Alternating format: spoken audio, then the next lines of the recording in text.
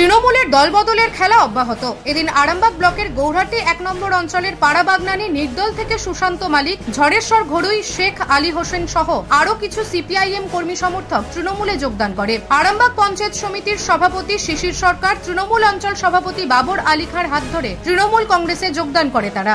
পাড়াবাগনানের নির্দল ক্যান্ডিডেট দাঁড়িয়েছিল, তারা অনেকদিন থেকে আমাদেরই দলের ছিল, তারা আমাদের সঙ্গে আসতে চায়। আজকে তাদেরকে যোগদান করানোর কথা।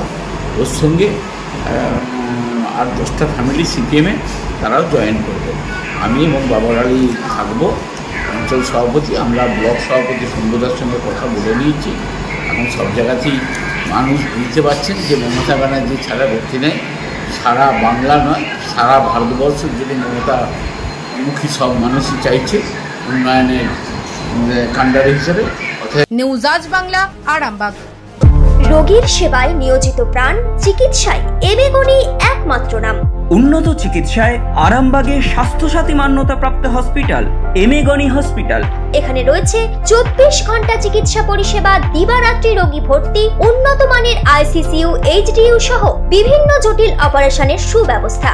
আমাদের ঠিকানা কোট রোড, আরামবাগ, হুগলি। যোগাযোগ 8640955066 অথবা 03211255222।